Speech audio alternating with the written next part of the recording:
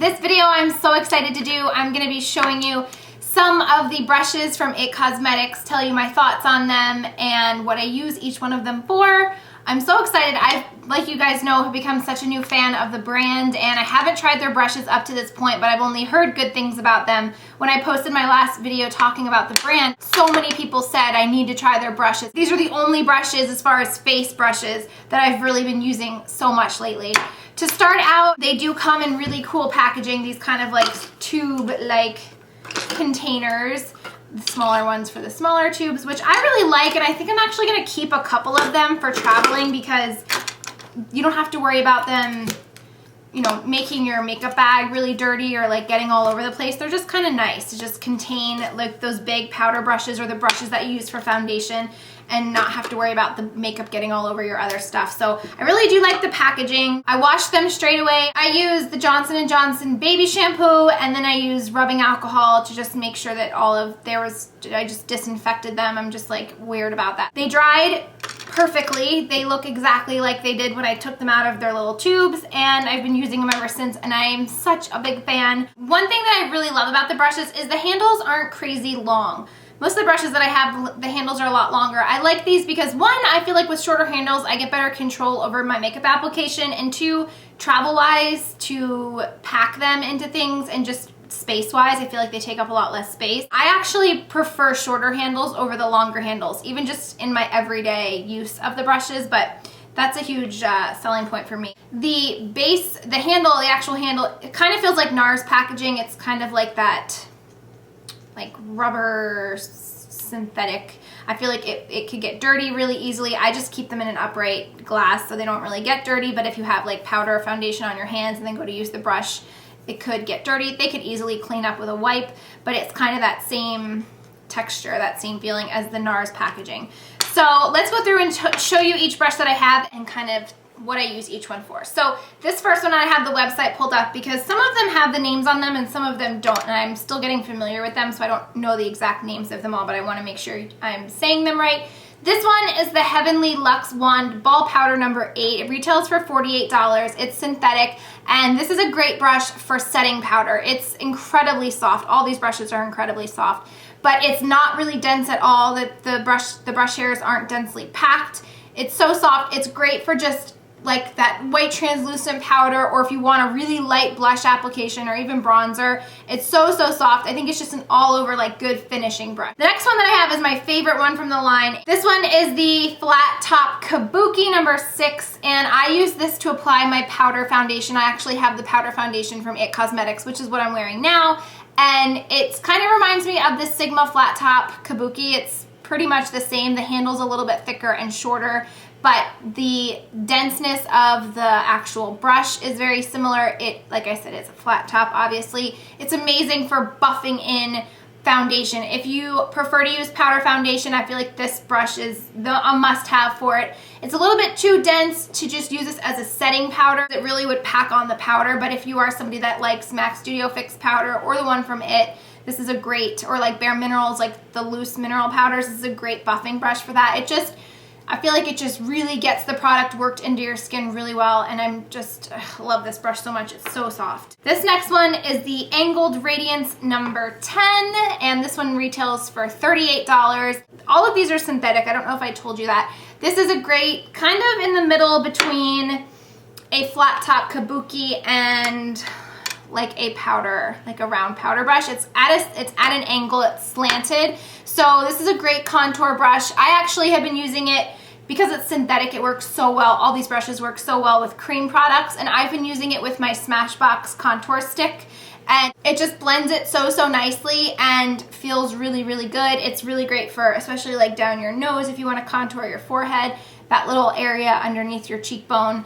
It's wonderful for that. It's also really good for powder bronzer too, but just be aware that because it's so dense, it could apply the powder maybe heavier than you would want your contour powder to be, but it's awesome with cream products. Then the French Boutique Blush number 4. This one retails for $34.50. It has a really cool little see-through part of the handle, and it's kind of makes it nice to hold in your hand.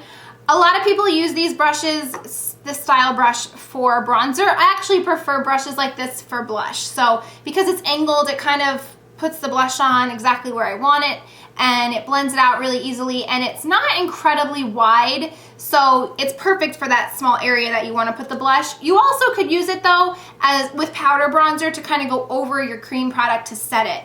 And again, it would be a really good setting powder brush too, especially because it is angled. You can get underneath your eyes, into like the little crevices of your face to just use setting powder. But this handle is the longest handle of all the brushes that I have here. Still not super long, but that kind of little bubble in the middle makes it a very comfortable hold. Then the next one I have is the Heavenly Luxe Complexion Perfection number 7, and it's a conceal on one side and all over on the other. This has been my go-to blush brush, and again, it is densely packed, so you're gonna get a lot of product when you use this with blush, but it also blends really nicely and kind of blends the product out. So this is what I've been using for my blush. The other side of it, you could use this, it's recommended as a concealer brush, so to put like cream product underneath your eye. It's also a really great crease brush, which is what I've been using it for. It's a little bit too small and too dense to use it as a setting powder for your concealer, but to actually blend cream concealer, even like on spots on your face, not just under your eyes, it works great for that. And I suppose you could use the other side as a under eye brightening powder set, but I feel like it might be a little bit too big for that. But I do kind of like the idea of dual-ended brushes because for traveling purposes. Okay, then we have this little brush, and this one has a really cool shape to it. It's slanted, so it makes it a really good tight lining brush. It is the 10-in-1 dual-ended brush number 13. It's $24. This side is slanted. You could use it for gel eyeliner. I've been using it for my eyebrows. It's very soft. It kind of has a weird look to it. There's spaces like shorter and longer hairs, which I actually really like. I would never think to do this to a brush, but because some hairs are shorter and others are longer, I think it's good because it makes less, it applies, what am I trying to say? When I'm putting on brow powder, my eyebrows are already really dark because of my hair color. Sometimes when I apply brow powder, I put it on too heavy. I don't mean to do it, but because of the brush that I'm using, it applies it too heavy. By having these shorter hairs included with the longer ones too, kind of feel like it just disperses the exact amount of product that I need in my eyebrows to fill them in where there's sparse areas, because I'm not trying to make them darker, but fill in the sparse areas and then at the same time blend it out so it doesn't look super dark, and also it gives them a good shape. So it's very different, very unexpected. I wasn't expecting any kind of brushes to ever look like that, but it's kind of nice. And then the other side you can use for gel liner, for tight lining, because it has that angle, whatever way is comfortable. I kind of think face down, like with the angle up in the air, makes for a really good precise eyeliner to do a wing at the end, or you could actually flip it up and use it as a tight lining brush too. It's a little bit thicker than the average gel liner brushes that I like to use, but it still works. If you're somebody that likes really, really thin gel liner across the top, this might be a little bit too full for you, but for me, I kind of like that medium to thick, because that medium to thick line, because I tend to, lately I've been wearing false lashes a lot, so I like kind of blurring the band of the lashes with thicker eyeliner, so this has been working really great for that. They also, I just want to note, they also do sell this brush straight. At the other end there's a spoolie, so that's another option if you wanted, which I kind of think I would prefer that, because whenever I'm doing my eyebrows, I do like taking a spoolie and just using it to blend and comb my brows, so I would prefer that brush instead of the tight lining brush. But again, you could also use this as a gel liner brush, so I think that's why they have this with both ends. And then the number 5 brush, this is the No Tug Dual Eyeshadow Brush, and it's just that. A short, stubby, flat side. This is really good for packing on color. I really like it for blending and smoking out your shadow on your lower lash line. You also, because it's so densely packed, you also could use it to smudge out your gel liner if you wanted a more like smoky, smoldering eye look. And the other end I would compare to like a MAC 217. It's a really great all over powder brush. It's a good brush for colors like Cairo and Woodwinked, and colors that you want to put all over your crease, all over your lid, and then blend up into the crease. It's kind of an all-in-one, but it also would work as a really good just defining crease brush as well. and these are always great brushes to travel with because you don't have to pack 2 separate brushes. Overall, those are the... My mom. So overall, those are the brushes that I've been trying and loving. I really can't say anything bad about them except for maybe the price points being a little bit high, but when you compare them to the likes of MAC or Sigma, I kind of feel like they're very comparable. Keeping in mind that they are synthetic, which I know is really important to a lot of people when you are shopping for brushes, and you do tend to pay more for synthetic brushes a lot of the times.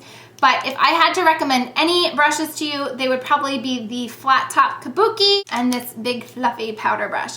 It feels so good, and it's just, it will apply that powder lightly and perfectly every single time. So I hope you guys enjoyed this. I know that you can get the brushes at Ulta. I'll also link the website below to IT Cosmetics where you can purchase them, and of course QVC. So thank you guys so much for watching this video. I hope you enjoyed it. If you have a favorite brush that I have not tried or that I don't have here, please let me know to leave it in the comments, because I have a feeling that my new love for these brushes does not end here. So thanks so much for watching, and I'll talk to you soon. Bye. Because I had never seen these before, and I ended up returning the other ones and exchanging them for these. Like I said, I've had them for almost 3 years, and they still look brand new. You can see how shiny they are.